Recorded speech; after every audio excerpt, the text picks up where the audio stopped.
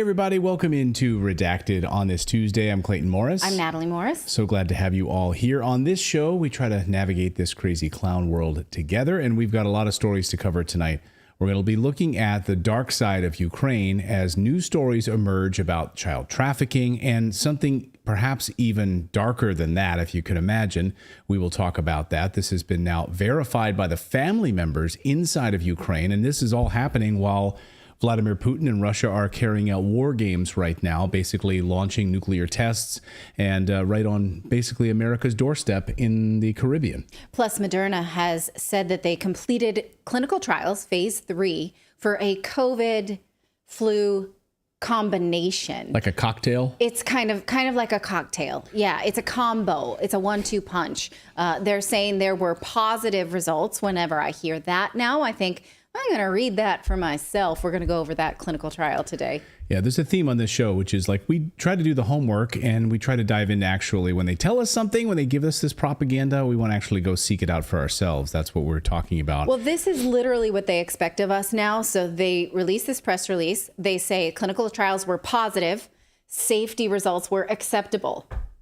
So, okay, that's all we get. We don't get to evaluate that from ourselves. And so that's a loaded word, isn't it? So let's go over that. Next time you ask me, it would surprise me if that's in their official documentation that they have supplied to the government, like testing was pretty good. Was acceptable. Okay. We say it's acceptable. Yeah. That's what I'm going to say to you the next time you're at. Did you put away the laundry I asked you to put away? Yeah, I did an acceptable job. I did an acceptable job. Yeah. There's half of it still there. It's acceptable. They will decide for us what's acceptable. Bunch of idiots. All right. Also, Europe. We're still watching the dust settling, still tallying the results and the numbers from this massive conservative wave that rolled through Europe. We're going to dissect it tonight a little bit. We've got academic researcher Ralph Scholhammer, who we talked about a week ago. Will we see a red wave, or as Europeans, we're quick to point out, it's a blue wave. In America, we call it a red wave. In Europe, they call it a blue wave. It doesn't matter. It's a far right-wing wave that seems like it crushed Europe, and a lot of Green Party liberals are crying in their oat milk, in their Nespressos, in their oat milk and their green lattes tonight. So we're going to talk about all of that and so much more today on the show. So welcome in, everyone. Good to see you on this Tuesday. Let us know where you're joining us from. Yes, we are live. We are live on YouTube, X, Rumble, and pretty soon, hopefully, BitChute as well. So try to be on as many platforms as we can. So great to see all of you guys here. So, and just as sort of a point of order, in the next few weeks or so, we're moving studios, and we're going to be sort of tearing things down and moving. And so we're going to have a series of days where during the 4th of July holiday period where we won't have some live shows. But so I just want to say that up front. Because sometimes we wait till the end of the show to tell people. Yes. And then they're like, So anyway, I just want to say it a couple of times over the next few days just to be aware of that. So we are in flux, but we intend to have live shows for the next week and a half. Yeah. And then there won't be live shows last week of June and first week of July. Just so you know, we're going to be available, but the moving process makes me want to die. It's brutal. So it's stressful. How many of you have moved recently? The best laid plans of moving, and then you're like, okay, when can we tear down the studio, tear down all the cameras, and then move it? And it's an absolute nightmare. So anyway, just to give you a heads up on all of that, just so you know what's going on here. And we're a small team. We don't have Daily Wire, hundreds and hundreds of employees with billions of dollars in funding or anything like that. It's just us here. So anyway, thank you for indulging us. The alternative would be just a live show with just me. And you don't want that. I might. Just Philip with no camera on, by the way. I'm going to tell you, it won't be very visual because he doesn't use his camera, but could be interesting still. All right, let's get to the news. Well, the war in Ukraine has a dark side, not just the 600,000 dead, of course, young men who were forced to fight in Zelensky's war, not just all the child trafficking going on in Ukraine, not just the baby making factories in Ukraine. Didn't hear about that? Yeah, those are real, by the way. We've covered it. And in case you need a refresher, here is the Swiss-based baby surrogacy company, Biotexcom, with a promo video explaining exactly how the desperate Ukrainian women can come into their bunkers, have their uterus basically turned into a baby-making machine in order to make some quick cash. Now I will show you our bomb shelter, where we will transfer our clients and their newborns in case of the outbreak of hostilities in Kiev. Let's go. So look at our nice facilities here. Here is a toilet. Here we have a first aid kit. There are all the medications needed to administer first aid. Here you can see gas masks. There are instructions on how to use a gas mask all over the shelter. This bomb shelter can hold up to 200 people who will feel comfortable here. Here is our sitting and bedding zone. There are sleeping bags and beds. It's possible to sit or lie here. We have enough sleeping bags and gas masks for everyone who will stay here. There are shelvings with food, as well as tableware, napkins, diapers, and all the stuff needed for babies. Newborns will feel comfortable here. Everything needed can be done here. Here is our children's area. Here we can place newborn babies. There are special cots prepared for them. There are also cribs for a bit older babies. You can see that babies feel absolutely comfortable here. Yeah. It's like staying at the Four Seasons. Yes, using them as baby-making factories. Surrogates need a womb, we've got you covered. And the rent-a-womb business is booming in Ukraine right now and expected to double over the next few years. And the best place to do it, of course, is in Ukraine, where desperate women are being exploited, of course. It's even worse than the baby bunkers, we should point out, if you can believe that. No, Ukrainian moms are mad as hell. Ukrainian moms are going to conscription offices and raising hell about their sons being dragged off to war. That's one thing. Of course, the mainstream media won't show you those videos. Those are astonishing to see all of these moms fighting back. But they are fed up and they want answers as to who's been harvesting the organs of their sons and their husbands. Who died on the battlefield after they were conscripted and thrown into the meat grinder? These Ukrainian women are demanding that the authorities hand over the information on who harvested the organs from their dead husbands and their dead sons. When they received their bodies, there were surgical marks and surgical removal of their organs. Oh my God. Sold off on the black market. Here's the original Ukrainian audio of moms protesting in Kiev, and then I'm going to play the English version. Пишем, скривають, інформація удаляється. Ми зробимо афішу на весь Київ, на всі города. І не ми одні. Нас 11 закатованих ребят, які повернулися без органів. Без органів! Я можу відповідати? Да. Now, here's the just an English quick translation of this so you can hear some of this. We write, we hide, the information is deleted. We will make a poster for all of Kyiv, for all cities. And we're not alone. We are 11 tortured boys who returned without organs. Without organs. Can I answer? Oh. I mean, it's hers. She made it in her body. Yeah. Those organs were made. And her son is dead now. Yeah. And someone robbed her son's organs. That were made inside of her. Yeah. So they're hers. They belong to her. She has a right to know. Where are my son's organs? Missing from his dead body. Or worse yet, where's my son's kidney? He's still alive. Oh, no. So when you're operating on him, also taking out organs of people who are still alive under sedation, who were harmed, injured on the battlefield, or down and out for a number of days. They wake up, oh, there's happens to be some organs missing.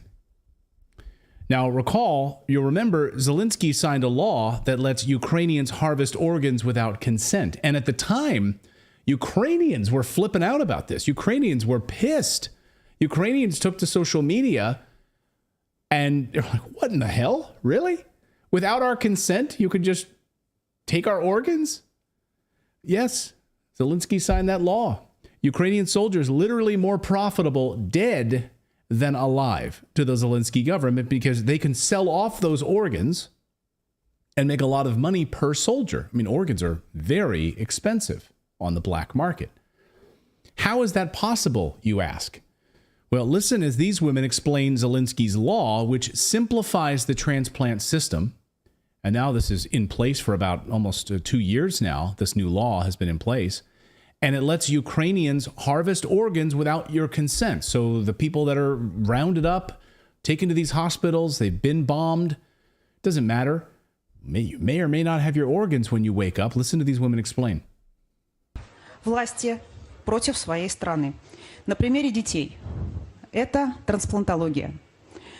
Первый закон, который принимает Верховная Рада, о том, что сносятся все барьеры, которые ведут к трансплантологии органов. То есть все возможные согласия, которые были так или иначе учтены, родственники и так далее, просто выносятся за скобки. То есть расширяется возможность для такой неограниченной преступной деятельности. Второе, что они делают. Они приглашают иностранные компании трансплантологические. И третье, что они делают, как вы думаете? Они вводят налоговые льготы для них. Для кого это правительство работает? Уважаемые коллеги, вот то, что мы видим и говорим сегодня о ценностях, это не просто красивые картинки. Now you may be asking yourself, as many of you are asking in the chat, well, who's buying them? Well, a lot of rich people are. And, we don't have the exact numbers, okay? We don't have the exact numbers, and it's hard to really track it. But you can start to put pieces together, as I've been doing over the past number of days. And there are certain countries, let's just say in the Middle East, that do not believe in being organ donors, okay? Only 14% of the population in certain countries believe in organ donation, okay? But then when you need an organ donated to you, you have to leave that country. You have to go elsewhere because no one in your country has an organ available for you. See how this works? So your country, you don't believe in organ donation in your country until it comes time to need a kidney. And then you're like, oh crap, now I got to go to Ukraine. I got to go to the United States. I got to go out of the country where I live because I need an organ, and I'll pay top dollar.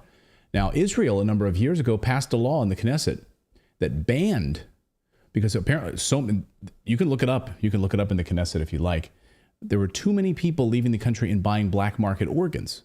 This is true. And the Knesset actually passed a law that stopped that. Said, no, we're not going to subsidize. We're not going to provide health care if you're basically going off the books in order to get organs. And it's not just Israel. It happens all over the world. And so it's hard to track exactly where these organs are going specifically, but we're working on it. But just to say, you have to think about the supply and demand. And where are the countries that don't believe in organ donation to begin with? They're going to need them when they suddenly need an organ, right? It is a supply and demand issue right now. And now the United States is doing, over 40,000 organ transplants per year. It's exploded. It's a huge business, though. And as we covered last year, Russian reports found some disgusting revelations. Organ harvesting business on front lines in Ukraine. Information on organ harvesting in Ukraine nowadays deserves attention and requires urgent internal efforts on monitoring and taking relevant measures. The existence of this terrible, bloody business is impossible without sponsorship at the highest level of government. According to the spokeswoman, the authorities of the Donetsk People's Republic have information on Ukrainian nationalists illegally harvesting biological materials from POWs, locals, and wounded Ukrainian soldiers, according to existing data. Now, here in this is a Russian report saying they're illegally harvesting, but as you recall, Zelensky signed a law that makes it non-consensual. So it's not really illegal anymore. Just do it, right? To the rest of the world, we would say that's illegal. According to existing data in the active combat zone, 20 to 30 people per day end up being operated on by the organ harvesters, many of whom traveled to different regions from foreign countries specifically for this purpose. So these companies and these countries provide these individuals. They come in from outside, not necessarily Ukrainians doing the harvesting. They're facilitating it. Wait, honey, this is dark. Yes. What you're saying is that they scour the battlefield for people who are not quite dead. Right. and take from them. I mean, I'm sad about it. You know, I grew up being a Monty Python fan, but it's like, bring out your dead. I'm not dead yet. Oh, it doesn't matter. You will be soon. So we'll just take from. And as I pointed out earlier, and as Ukrainians have said, you are more valuable dead than you are alive, because we can take your organs and now we can sell them. Go ahead, Philip. Sorry.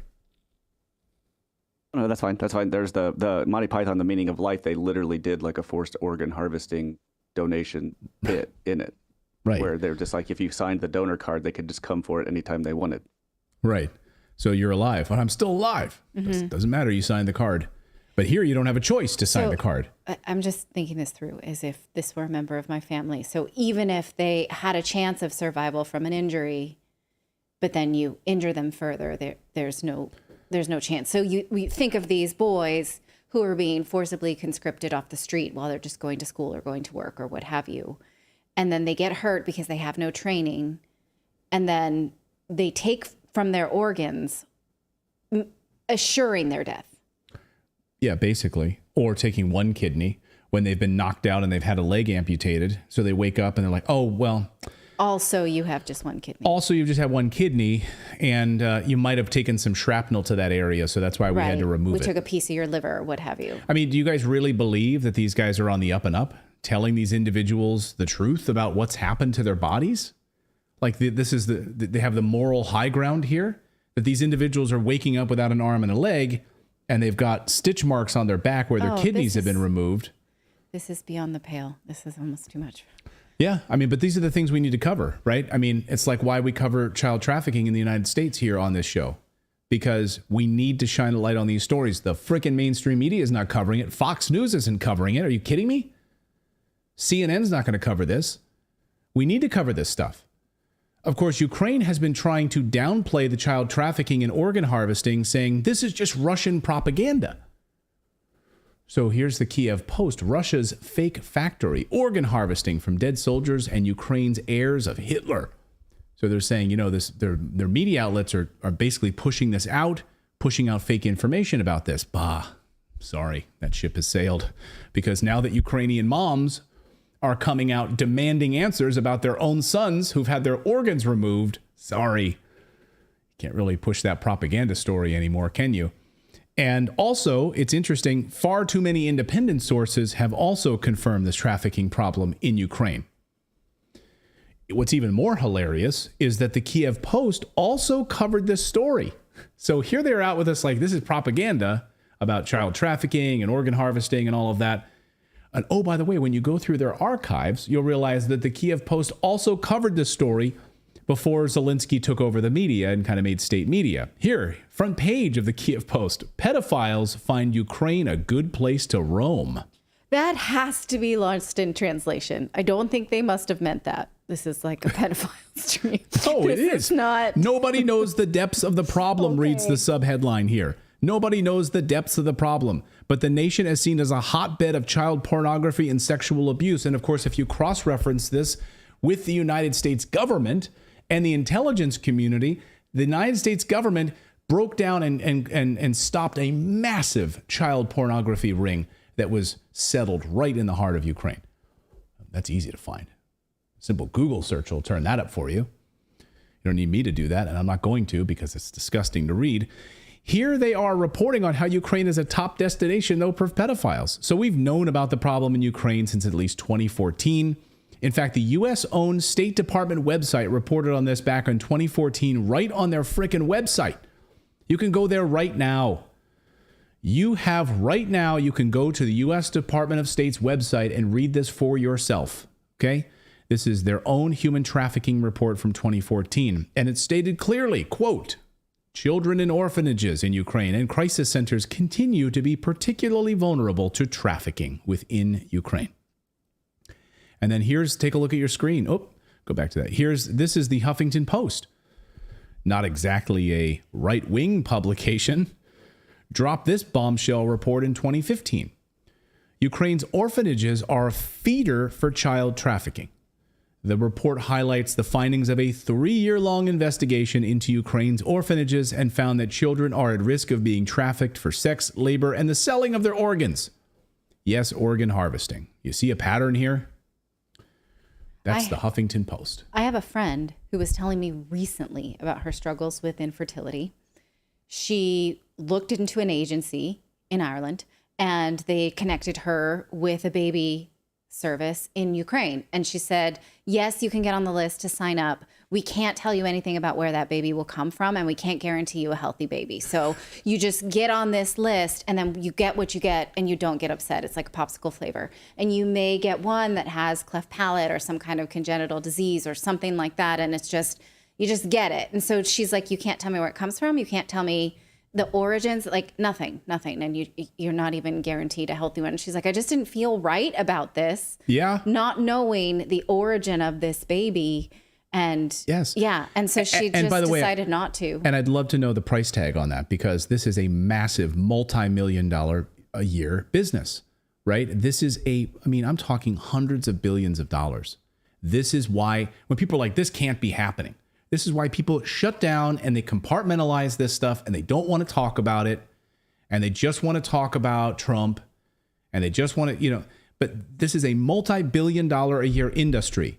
This is why they make so much money off of it. These agencies make so much money off of it. So your friend who was consulting someone through Ireland found out, the hotbed of places to get babies is in Ukraine.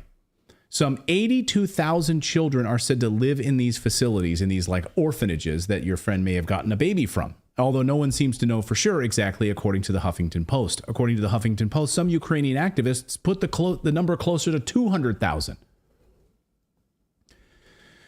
Take a look at this.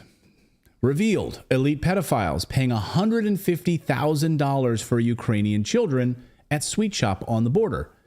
So you go to Poland, right on the Ukrainian-Poland border, where elite pedophiles get access to these babies. They're paying up to $150,000 to get these children. That's why these moms want to go to that baby bunker, make some babies, and they'll probably get a few $1,000s, and then the agency who's running the show gets $150,000. That's how it works. So why are we writing a blank check to Ukraine and allowing this to happen? If you, the American taxpayers, are sitting there watching this right now, outraged about it, and Lindsey Graham can go all over the Sunday talk shows and tell you how it's your, American duty to support this, you've got another thing coming. Why are we writing a blank check to these people? As ex-CIA agent Larry Johnson just told the judge, Western Bloc countries will continue to invest in Ukraine because they are interested in the flow of children who are used for child trafficking and organ transplants. Listen. Remember, we've got reports coming out of Ukraine that children are being trafficked by the West, that they're being used for both sex, they're being used for harvesting organs. It's not isolated reports. They're very credible reports on this. And you come back and look at, why is the United States so heavily invested in Ukraine?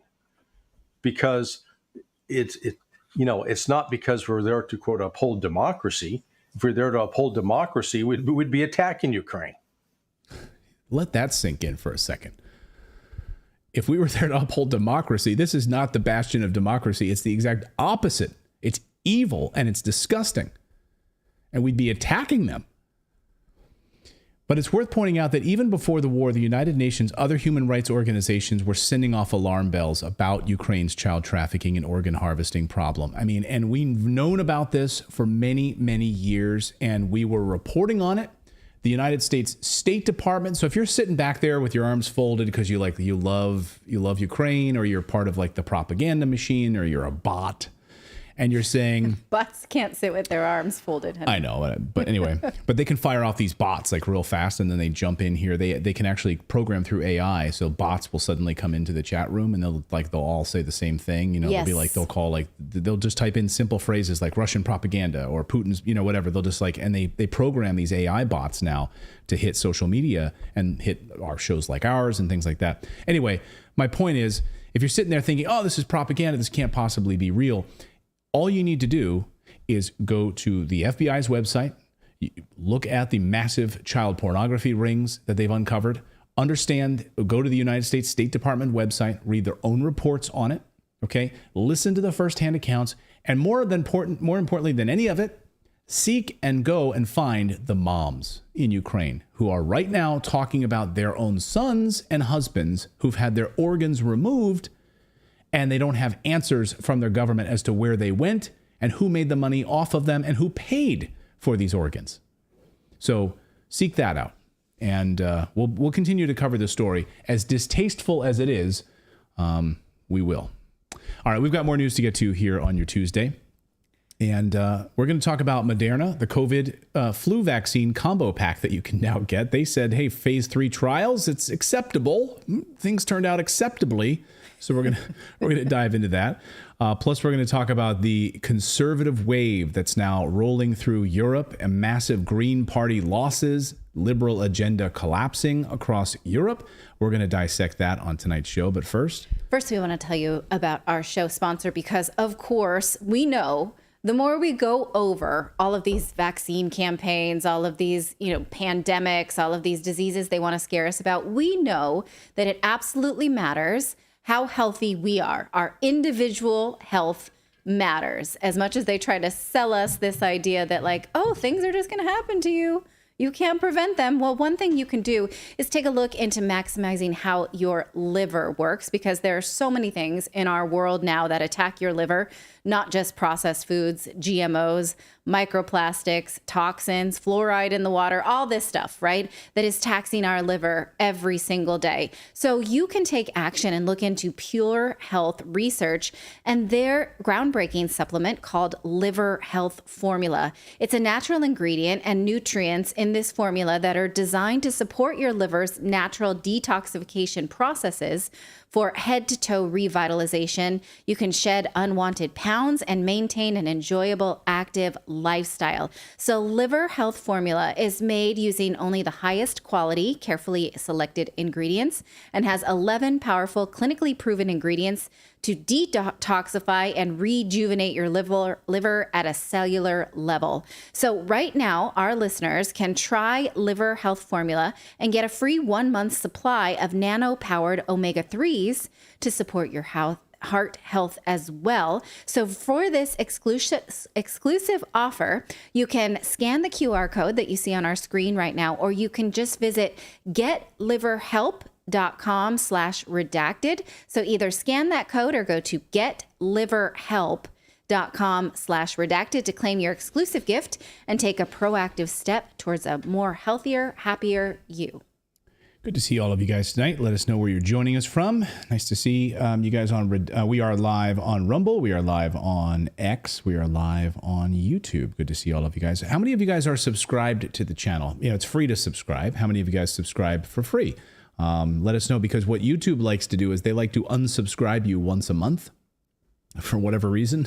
They think that you shouldn't be subscribed. They'd rather that you watch CNN or Fox News or something like that. So just check to see if you're subscribed. And if not, please do. We'd love to have you here and be a part of the community. And if you do, your name will pop up here on the big board when you become a member or when you subscribe to the show. Yeah. Okay. Well, Moderna has a new COVID flu vaccine combo. They think it's going to be a big hit. They think these two things go together, like chocolate and peanut butter, like rice and beans, like, I don't know, honey, any? Chocolate and peanut butter. I just did that one. Like rice and beans. I did that one too. Nothing? Okay. Thought we could have a little fun with this. So COVID flu combo, you guys order that. That's a number 2 at McDonald's. They say they have finished phase 3 of their clinical trials, and they're pretty happy with it. We're going to go over what we do know from that. Well, let's take a look at what they say is a positive trial. They're not saying, well, let's go over what they're saying and what they're not saying, because there's a lot. So here's what Moderna tells us in this Moderna announcement. And look at the headline. Moderna announces positive phase 3 data for combination vaccine against influenza and COVID-19. Now, you can read this for yourself. It's on their site. It is not the full report of the clinical trials. They're saying, we did the trials, they're positive. You can't download them for yourself, though. We cannot read them. We can only take away what they've summarized for us, because they will not present the full trials until what they say is an upcoming medical conference. Now, clinicaltrials.gov gives a deadline of June 14th for when this data will be published, but most of the deadlines on clinicaltrials.gov just come and go and they blow right past them. So clinicaltrials.gov is a not serious place for data, because a lot of times they'll say this trial should have been published this day, but it's not. This happens all the time because I read these a lot. Okay, what do we know? First of all, is it safe? Well, here's what they tell us about safety. They're saying that this vaccine is called mRNA. Catch that, mRNA, we're going to get to that. 1083 showed an acceptable tolerability and safety profile. Acceptable, you say? I mean, that is open for interpretation, don't you think? So acceptable to who?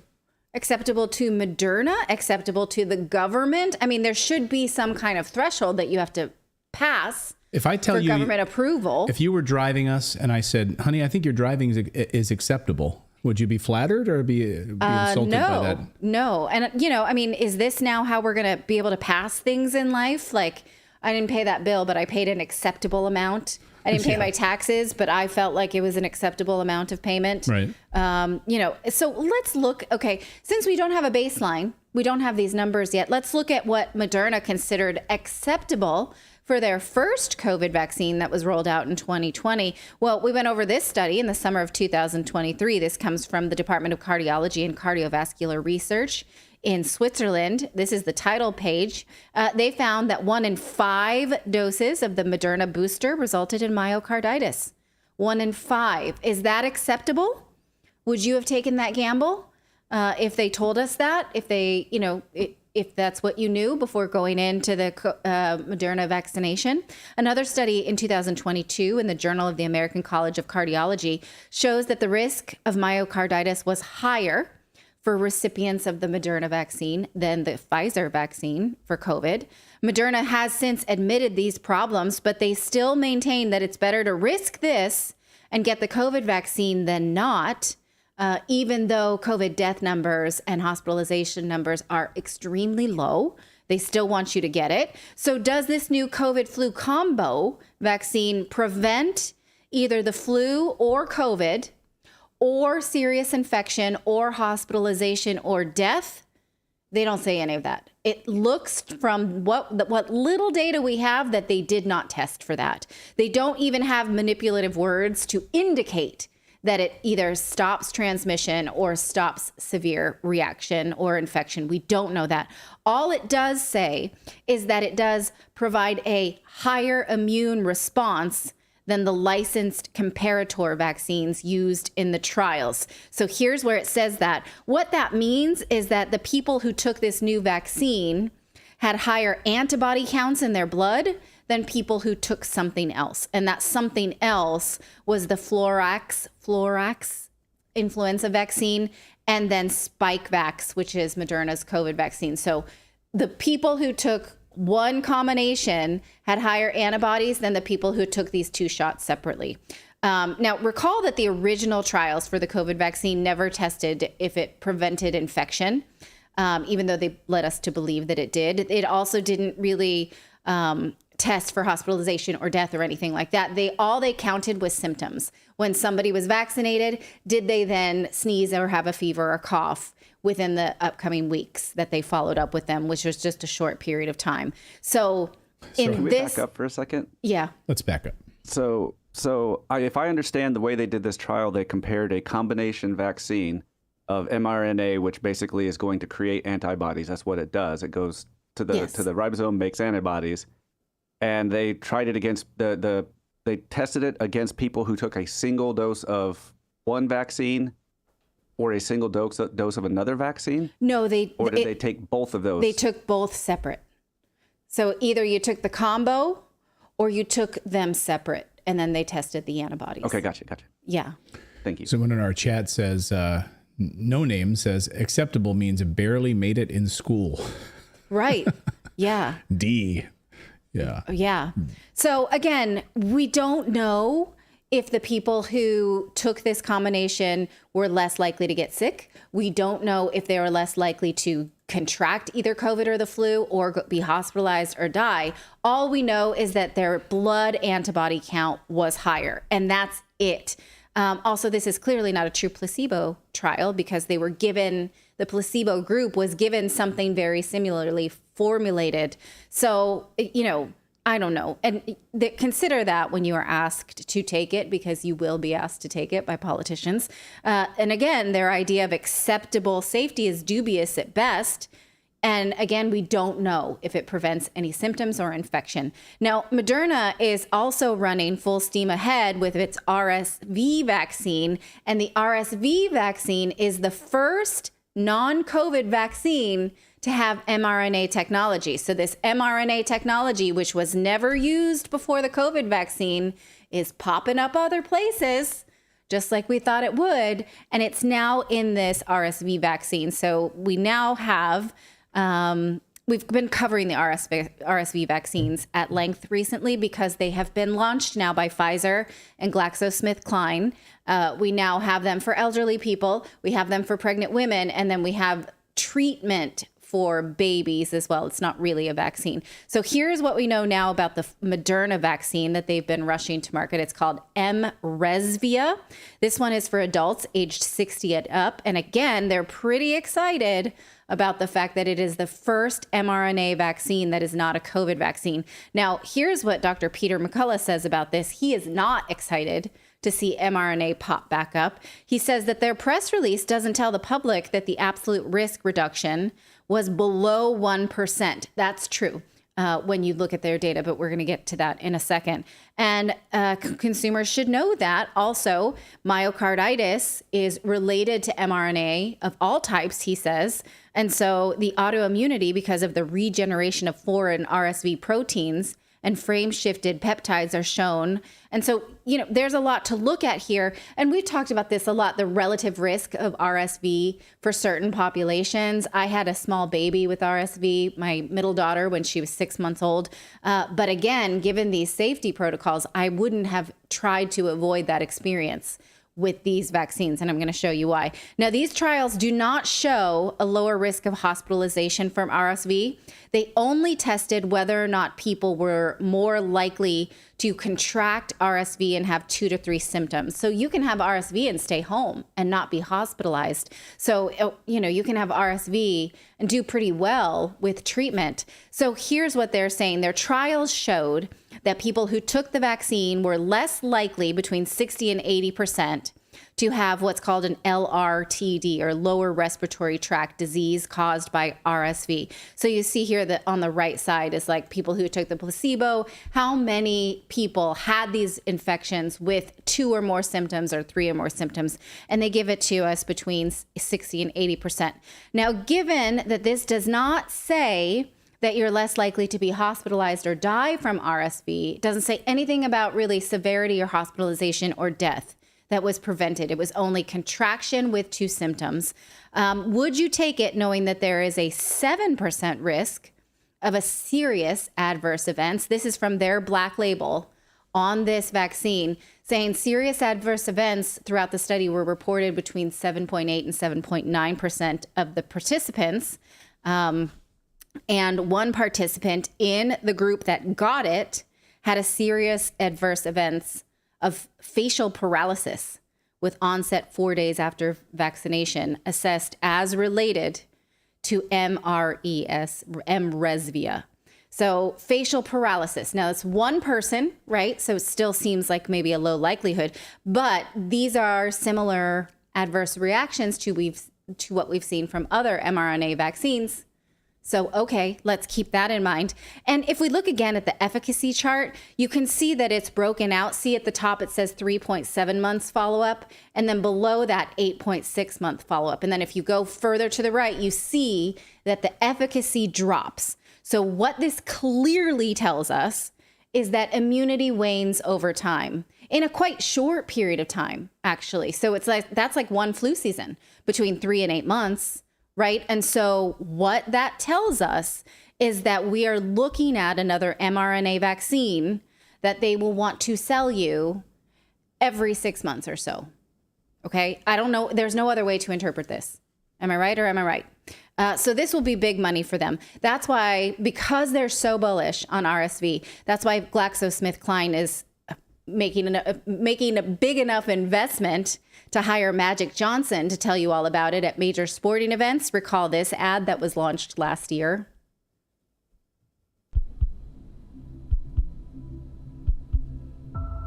I make my health a priority, and I'm passionate about inspiring others to do the same.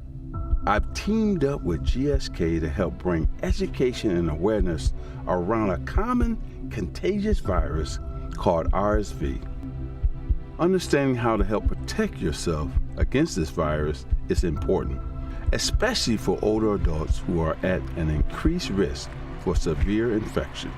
My mission in life is to empower older adults to be their own health advocates by putting their health first. Know your risk to help sideline RSV. Okay. Why can they afford such an expensive marketing campaign? Now, this is GlaxoSmithKline that never had a COVID vaccine. So that's not from COVID profits. But why is Big Pharma so heavily invested in RSV? Well, it's because the 3 vaccine makers that are making RSV vaccines right now, Pfizer, Glaxo, and Moderna, are competing with what they estimate could be a $15 to $17 billion per year industry, which is RSV vaccines. So, okay, I've shown you the clinical trials. You make your own informed consent now, okay? So you decide if what they say is acceptable is what you think is acceptable, and I leave it in your hands. Well, we got more news to get to here on your Tuesday. Conservative red wave flowing through European countries, a massive setback for liberals and Green Party agenda. Maybe it was they're sick and tired of the crazy climate alarmism, and Europeans have said enough is enough. We're going to analyze the massive European conservative wave in a moment. We're also going to look at, all these TikTok girls shaming men for glancing at them when they're at the gym and they're filming themselves. Like, there's a guy looking at me. Really? This is what's going on. Now there's a big backlash because now these girls are just leaving the gym. Now they're going into shopping lines at the grocery store. And if you happen to be behind a girl and she's filming herself, look at this guy, he's looking at me. There's a whole lot of shaming going on. We're going to talk about that. But first, I'm going to tell you about our friends over at the Wellness Company, our good friend Peter McCullough. We were just talking about him because, AstraZeneca, they just acknowledged in legal documents submitted to the High Court in February that its vaccine can, in very rare cases, cause TTS, which is thrombosis with thrombocytopenia, which is a medical condition where a person suffers blood clots and low platelet counts. You don't say. Yeah, the admission by AstraZeneca is the first of its kind, and it won't be the last after the damage we've seen all of these things causing. The question is now, if you've got the vaccine, what can you do about it? Fortunately, Dr. Peter McCullough and his team at the Wellness Company have been leading experts in treating vaccine injury and long COVID since early on, and their research has shown unbelievable potential in detoxing these side effects with a number of different things that they use as part of their protocol, their base spike detox trio. Now, the trio, I'm going to try to pronounce these. Bear with me. Nattokinase. I have to say it fast. Alongside bromelain and curcumin, derived from turmeric, has great potential in detoxing side effects. Dr. McCullough says that out of all of the available therapies I've used in my practice, I believe this one is the related peptides hold the greatest promise for patients at this time. It's groundbreaking. The base spike detox trio. You can get all of them, the gold standard for combating the spike protein. Take a daily regimen to help get you back to feeling your best. We have friends that have this like quote unquote long COVID pain where they're just not been the same since. I've got a couple of friends. And so they need this. I'm telling you guys, check this out. You need to try the base spike protein detox trio. It's the gold standard for combating the spike protein problem. A daily regimen to help get you back. You're feeling the best. Reclaim your health.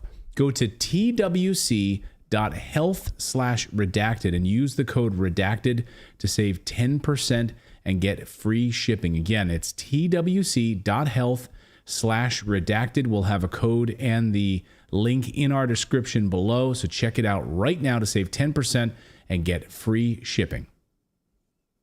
Well, it looks like Europe has given the big middle finger to globalism.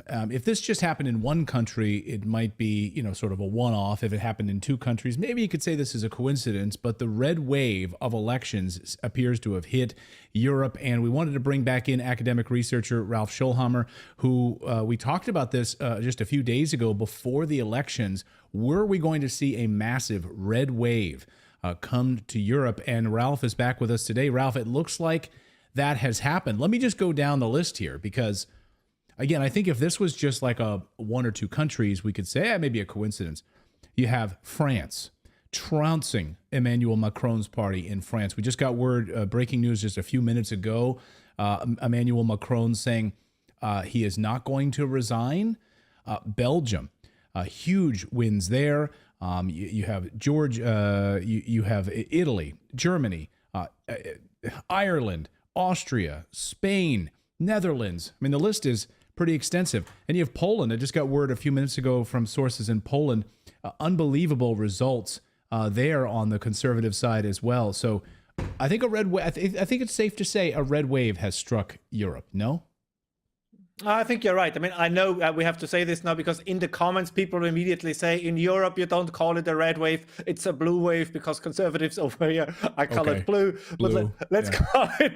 I just try to preemptively, save people the effort and to once again correct the two of us in the comments. But I think in essence, you're absolutely right. This was quite remarkable. And if we would go, let's say, through the good, the bad, and the ugly, I think the very good is if you look at who voted or who shifted to the right. In many countries, I know the numbers for Germany, Austria, Sweden, and the Netherlands. It has been the young people. And I think we see a similar development in other countries as well. And that's very encouraging. And we see, I looked it up also in the United States, we see it across the Atlantic as well. Gen Z is becoming more conservative, and at least men. I think if you make a gender breakdown as well, this would be equally interesting.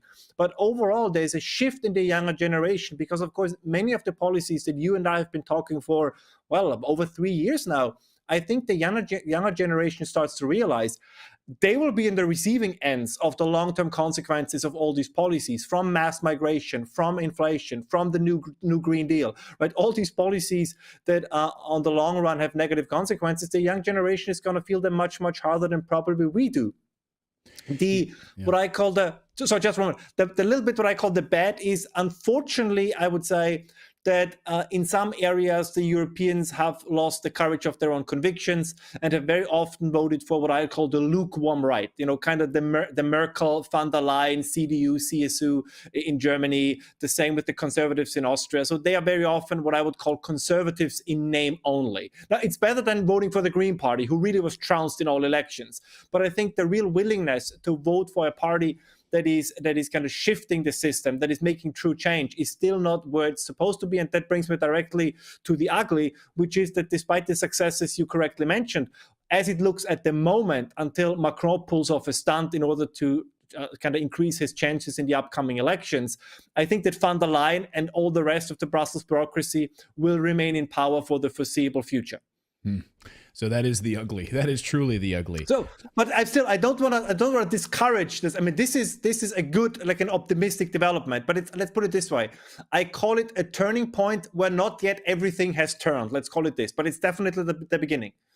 So what was this a repudiation of? What did these voters say we've had enough of? Forgive the preposition at the end of a sentence here, but what did they say no to? We talked about the Green Party, and as you mentioned, the Green policies seem to have been one of the major drivers of this. No. Yes, I mean, we see one exception, by the way, are the Scandinavian countries where left-wing parties actually made significant gains.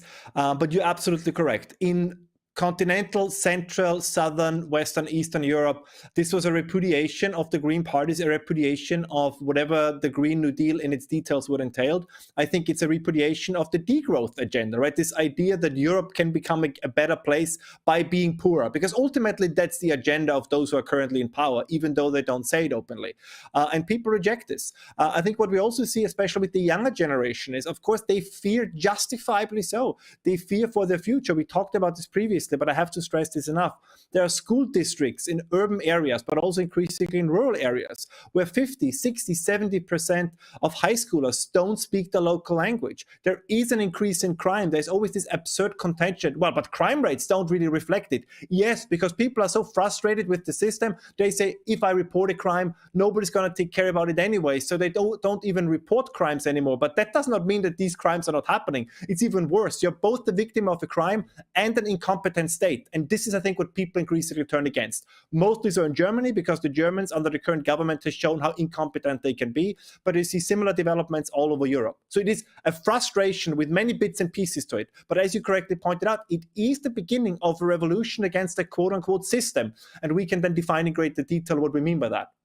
Yeah, I'm encouraged by the younger generation. Anecdotally, I mean, you're hearing this from a lot of different families where their children, 12, 13 years old, come home from school and they're like, they make fun of like woke policies that they're hearing about in their schools. My son had to deal with an assembly where they got together and they heard a speaker come from some organization to explain the benefit of 15-minute cities. And he was sitting there, it's like, they don't know who his dad is back home talking to him about 15-minute cities. So he's sitting there looking around at his friends like, wait a minute, we're going to not have cars. We'll live in these smart cities. You're presenting it to us as this is the answer for the world. We won't drive anywhere. We'll live in this contained zone and you'll monitor everything we do with smart transactions. And that's the way they were presenting it to these kids. And these kids are sitting there saying, this doesn't sound right. Yeah. No, I think it's that. And another element is, don't forget, over the last 2 years, right, we were told by the mainstream media and by most of those in power, with a few exceptions, that territorial integrity of Ukraine is very important, that how wonderful it is to observe nationalism and patriotism in Ukraine. And I share that sentiment. But young people, justifiably so, once again say, wait a moment, if I'm Austrian, if I'm German, if I'm French, so you're telling me I can love a country that is far, far away, but I cannot love my own country. And no, I think they are now saying, wait a moment, if patriotism is cool in Ukraine, I think it's also cool in France. It's also cool in Spain. It's also cool in Austria, which I think is one of the great unintended consequences of all of this, because we need more patriotism. We need more nationalism. We need more social loyalty to each other, to our traditions, to our culture, right, to the things that connect us. I think this is a very, very positive development, and I'm glad to see it reflected in the voting behavior now as well. This is hopefully the beginning of a lasting trend and not a one-off. When you sat back and looked at the election results, were there a few big surprises that stood out to you, like wow moments for you? A little bit. I mean, one is that I personally, I hate to admit this, I was hoping for more of a wave than it ultimately became. I always say it was a shift, but it was not an earthquake as I was hoping for. For example, the Freedom Party, which is kind of the Austrian version of the Alternative for Germany, or Austria's Le Pen, if you want, they were predicted to get between 27 and 30% of the vote. They ended up with 25% or 25.5%. And I found that a little bit disappointing. I think the AfD in Germany could have done better if they would not have almost self-destruct shortly before the election, which shows you, which is also, I think, equally important, that right-wing parties in Europe have, let's call it, different degrees of maturity. Le Pen, for example, and sometimes she gets criticized by this for non-French right-wingers, let's say, that she has also signed up to the globalist agenda, as did Meloni. And so I cut them some slack, because I think what they're doing, and maybe I'm wrong and too optimistic, but I think they are trying to play the long game. It is often forgotten that France, and Italy even more so, these are notoriously difficult countries to govern. And I think what Meloni is trying to do is she says, in order to change things in a sustainable way, I need to stay in power. I mean, look at what the EU is talking about.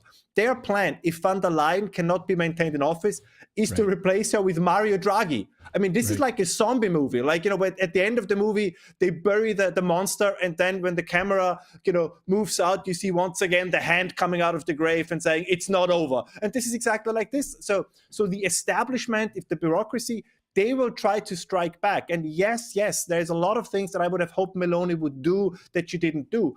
But I'm still happy if Meloni is in charge and not Draghi or Baerbock or you name it. So I think we have to learn on the right that sustainable victories and a series of victories is more important than one-offs that make us feel good, but then start to fizzle out. I mean, this is basically what Trump said, and he was correct about this, about the deep state.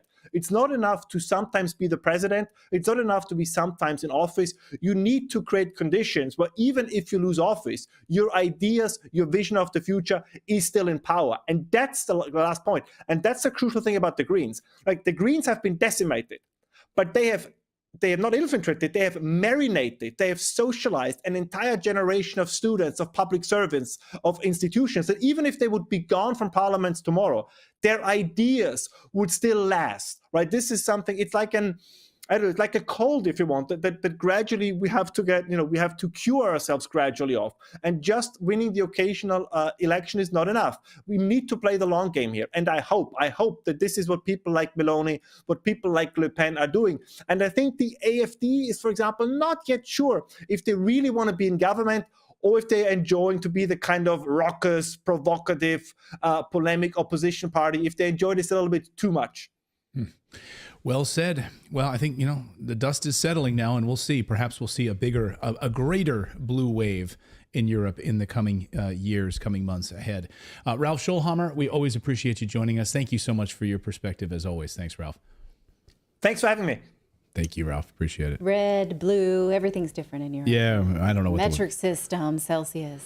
Come on now. What the wave will be, but I think the Green Party piece of this is a big deal. The fact that the Green Party is like lost across the board. I think a lot of Europeans are waking up saying enough is enough. This sort of climate alarmism, your green climate agenda. Yeah. And has been devastating. And then when your friends blow up your Nord Stream pipeline, that sucks. I hate when that happens. You've got like, who was the German parliamentarian that was basically like you just get used to it. Well, we're sending all this stuff to Ukraine, and you're just gonna have to get used to being cold this winter. What was that? I can't remember what that whole thing was about. Yeah. Baerbock. Yeah. She's like, oh, I care. And she made it matter of fact. She's like, yeah, I care more about Ukrainians than I do about Germans. And Germans are like, no, it's okay for us to be nationalistic right now. And it's okay to be pissed at people like this. To want to survive the winter. Yeah. That's got to be more important than war.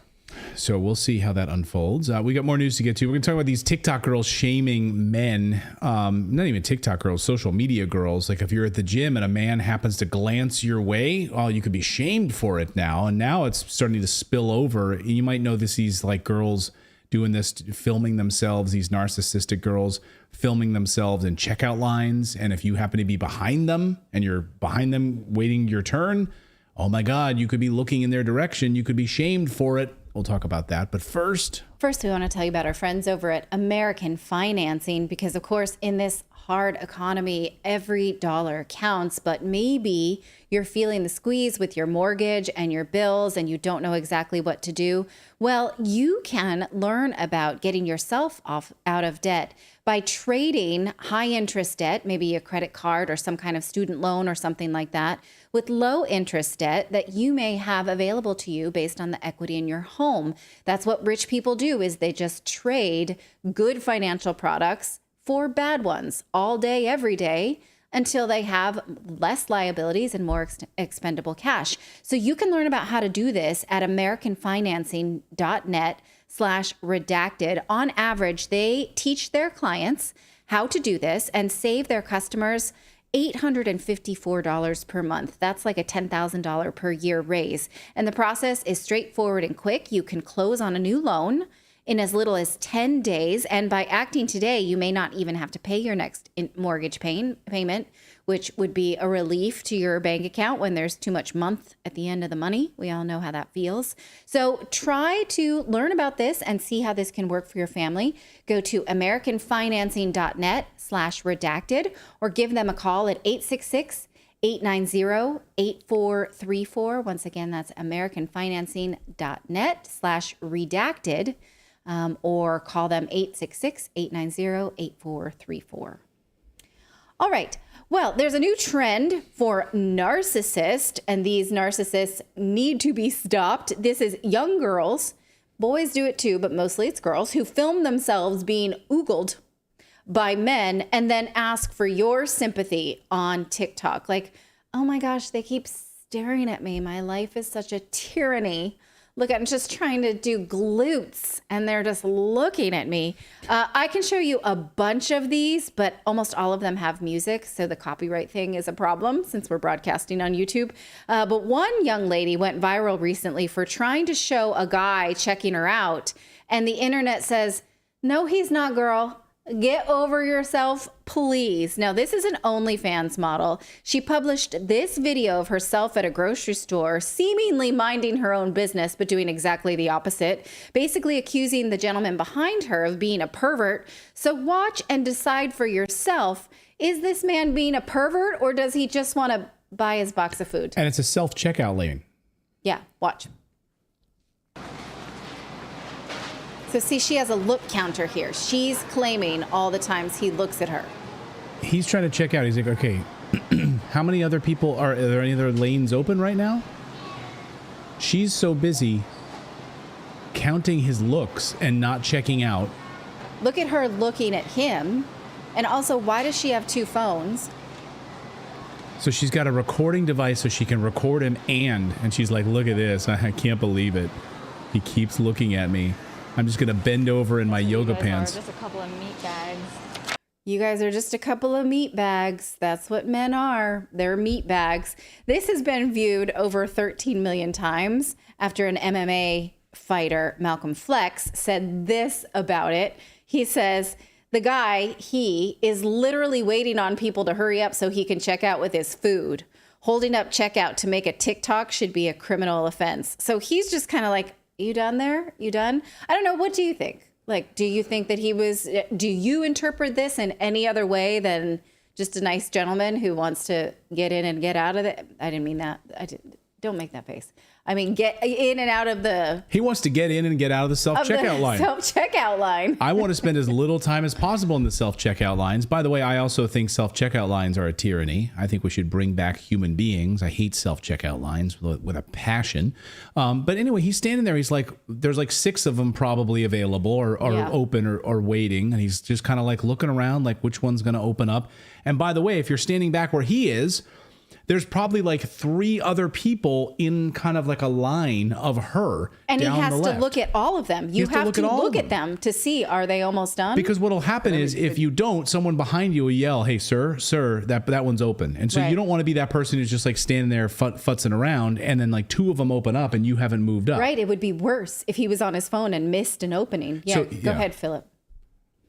Well, I was going to say, it's impossible from that video, and this is what kind of drives me nuts about these things, is you can't look at somebody and accurately determine their intent.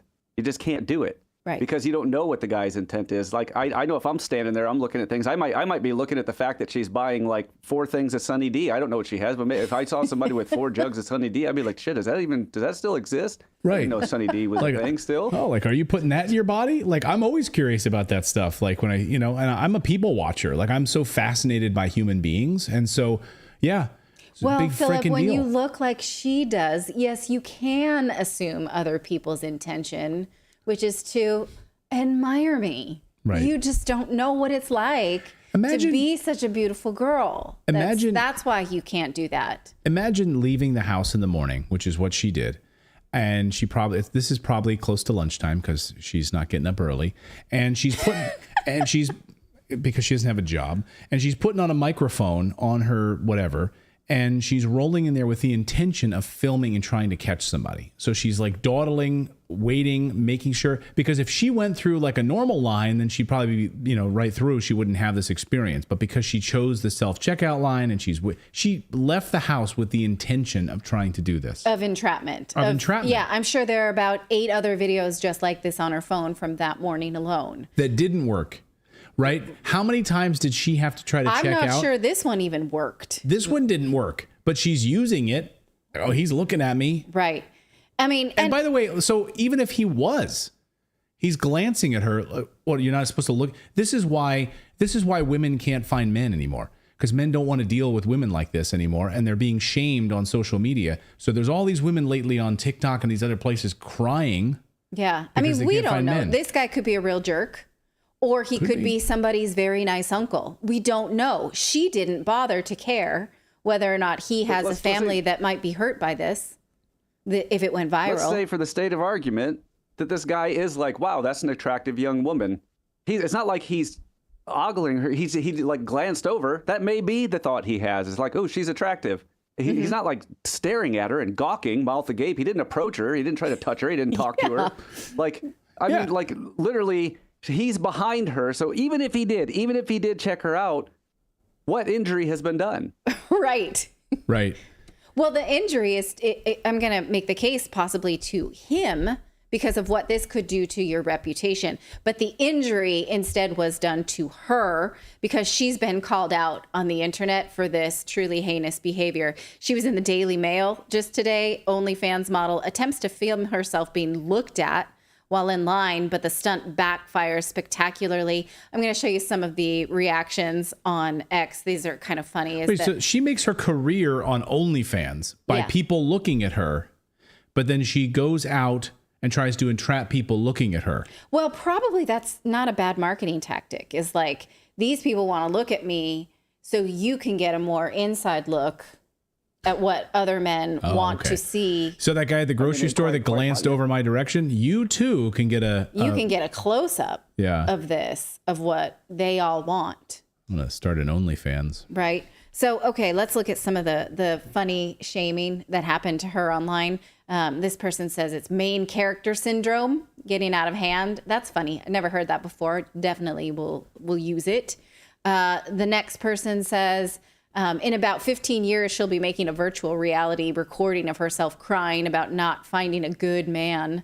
This guy says maybe 5. And then another one, he says, her behavior is like, look at me. No, don't look at me. And then this person makes a good point. Watch her eyes. She checks him out at least 4 times. So how come she gets to look at him, but he doesn't get to look back at her? The next one, it says, in 2024, of course, this woman makes a video suggesting she doesn't get the attention that she likes and then posts the video to social media to get attention. Right. Or it seems to me he's looking at her because he's next in line and she's taking forever. So this is funny, but not funny, right? It speaks to a social media age, and this could ruin a person's life. Now, in looking into these today, and I saw a lot, this was kind of a more fun assignment. It was definitely more fun than the COVID vaccine.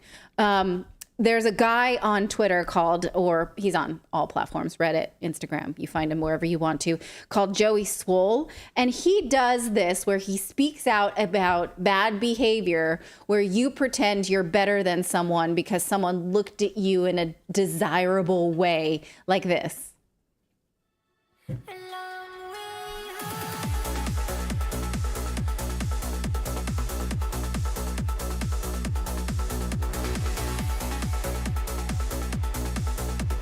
This woman put up a post saying that men are predators in the gym and that women should have their own gym. Then proceeded to put up this video to label this man as an example of one of those predators. Now, women are absolutely harassed in gyms and in society, and it needs to stop. But you are not one of them. And this video is a slap in the face to women that truly are victims. If you zoom in on this video, you can clearly see that man is not looking at you. He may look in your direction for a literal half second, but then it seems that he's checking himself out in the mirror or just zoned out during his workout, while you film him the entire time. Did you ever stop to think what labeling that man as a predator, posting this video, could do to him, to his family, in that gym, his community, his job, and all for what? So you can get some likes and attention on social media? Shame on you. Now, I don't know what the law is where you're at, but that man should absolutely be able to take legal action against you. And that gym should kick your ass out. Yes. You need to do better. Mind your own. All right. I love it. Yes, we should start. Hey, you know what? He's got millions of followers doing this. We don't need to start anything. Joey Swole's got it. No. What I'm saying is that guy who was being filmed, we should make a campaign. Yeah. If these people are like filming you without your consent, and now they're going to post it on social media and ruin your, implying you're a pervert. Yeah. And you're saying this about this person, and now you're what I always get slander. No, you're it's libel, slander. I always get it mixed up. So video would be. I don't think it's libelous. It would be defamation of. Maybe defamation. His point is, why not seek legal counsel on this? Right. Here's another good one where he talks about how like this is not only narcissistic, but it can be sexist towards men as well. Watch.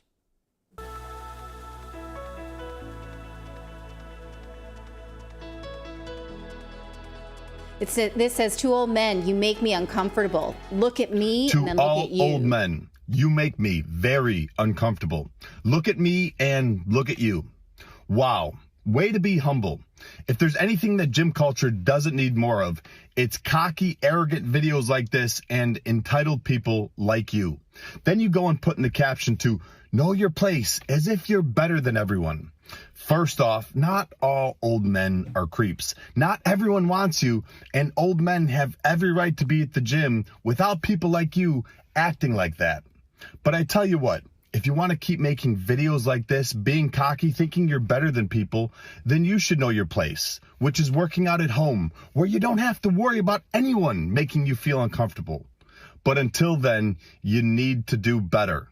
Mind your own business. Yeah. Yes. Except, I have a home gym. Yeah. And I do have a creepy guy who stalks me. Yeah, we set up a security camera. You can roll this. We had the security camera footage at a home gym. Now, this is our home gym. This is Natalie right here. We set up a security camera because we were like, there's like a creepy guy that keeps coming around when she's working out, like in the gym. And I was like, we got to get this guy on camera. We got to try to film this guy. Somebody shame him for...